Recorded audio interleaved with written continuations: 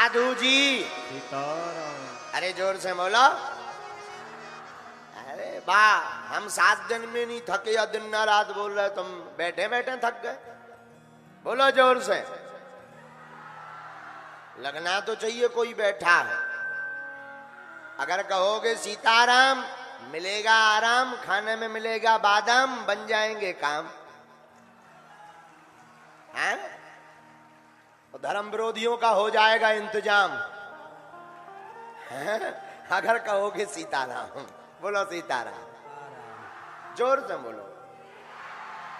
हाँ, अब कुछ बात। आज की यात्रा शुरू करने के पहले कथा विराम का दिन है, और प्रारंभ में ही आज एक ऐसा दिन है, आज के ही दिन हमारे भारत देश के एक ऐसे महानतम महापुरुष, जिन्होंने अंग्रेजों के पहले ही भारत को आजाद घोषित कर दिया था, ऐसे हमारे भारत देश के वीर सुभाष चंद्र बोस जी का आज जन्म उत्सव है।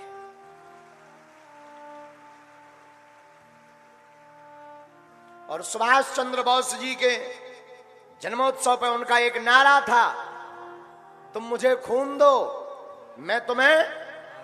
लेकिन हमने आज एक नया नारा बनाया है भारत के इतिहास में, तुम मेरा साथ दो, हम हिंदू राष्ट्र बनाएंगे।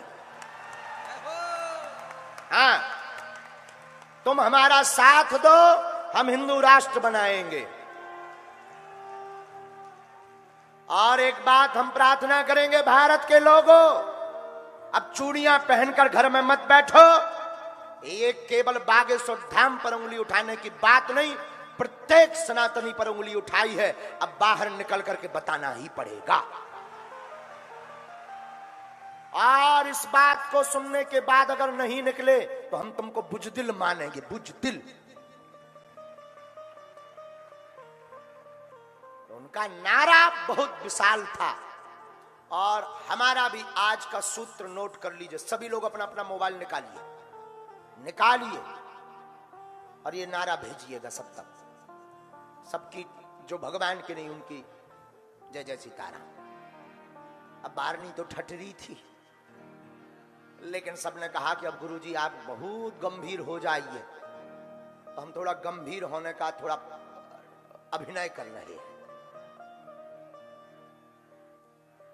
मेरे भारत के लोगों, आज रायपुर की इस धरती से हम ललकार कर कहते हैं, इस भारत में ऐसा कोई नहीं जिसके ऊपर उंगली ना उठी हो, चाहे वो मीराबाई हो, चाहे रैदास हो, या कबीर हो, या गोस्वामी तुलसीदास हो। उन सबको कसौटी पर खरा उतरना पड़ा। यहां तक कि भगवान ब्रह्म हैं, उनको भी कसौटी पर खरा उतरना पड़ा। लेकिन आज इस व्यासपीठ से हम शपथ खा करके तुमसे कहते हैं, लोग हमसे पूछते थे बड़े बड़े बुद्धिमान कि गुरुजी चमत्कार क्या है, ये तुम चमत्कार की क्या बात करते हो। पहला चमत्कार तो यही है कि पूरा भारत का हिंदू एक हो गया, और दूसरा चमत्कार, जिनको देखना हो कभी दरबार में आ जाना, वेलकम टू यू। और तीसरा, हमारी प्रार्थना को बेकार मत जाने देना। अगर तुम्हारे अंदर एक बूंद भी सनातनीय हिंदू का हो तो तुम मेरा साथ दो, मैं हिंदू राष्ट्र दूंगा। ना तो मुझे कोई राजनेता बनना है मेरे पागलों, ना हमारी कोई पार्टी होनी है। ऐसा कभी विचार मत करना कि अब गुरुजी पार्टी में जाएंगे या नेता बनेंगे या किसी पार्टी का सपोर्ट करेंगे। ना हमें पार्टी में जाना है, हम तो सिर्फ अपने सनातनियों को एक करने की बात करेंगे। और अगर ये बवाल है, अगर ये विवाद है, तो बना रहने दीजिए। अब इस बात को सुनकर के भी अगर तुम मेरे पागलों अपने घर से बाहर नहीं निकले, अपनी जबान नहीं खोली, और भारत के प्रत्येक संत हमारे साथ हैं, ये हमारा सौभाग्य है। कोई ऐसा साधु नहीं जो हमारे साथ ना हो, और हम सब साधुओं से प्रार्थना करेंगे, 13 अखाड़ों से प्रार्थना करेंगे अब छुप कर बैठने की बात नहीं है। बागेश्वर धाम तो एक बहाना था, असलियत में इन धर्म विरोधियों को, सनातन को निशाना बनाना था। लेकिन बालाजी ने ऐसा मुंह पर तमाचा मारा कि इनको भी होश ठिकाने लग गए। सुभाष चंद्र बोस का एक और संकल्प था जो उन्होंने करके दिखाया था। उन्होंने आजाद हिंदुस्तान की घोषणा की थी।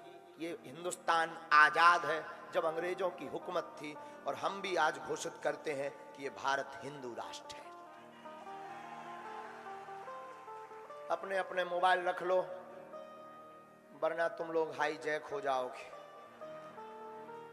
दुनिया भी बड़ी विचित्र है, इनको कुछ कहने के लिए कुछ ना कुछ तो चाहिए ही चाहिए। लोगों ने भगवान राम को नहीं छोड़ा, मीराबाई को नहीं छोड़ा, कबीर बाबा को नहीं छोड़ा, रैदास को नहीं छोड़ा, तुलसीदास जी की रामचरितमानस की कितनी बार परीक्षा नहीं ली गई, हमें कब छोड़ेंगे। अब इन चुनौतियों से भागना नहीं है।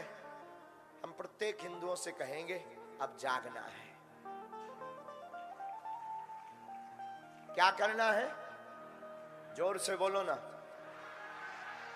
कौन कौन आज सनातनी हिंदू राष्ट्र बनाने के लिए शपथ खा रहा है?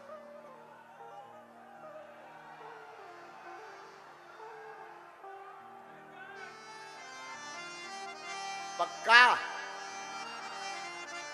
अब अगर कोई सनातन के ऊपर उंगली उठाएगा तो कौन कौन मुंह तोड़ जवाब देगा? एक बात और बोल रहे, पूरे भारत के लोगों के सामने, मेरे पागलों, हमारे बारे में कोई कुछ भी कहे, अच्छा कहना तो उनकी मजबूरी है। अगर कुछ बोलेंगे नहीं तो फिर उनको कौन सुनेगा?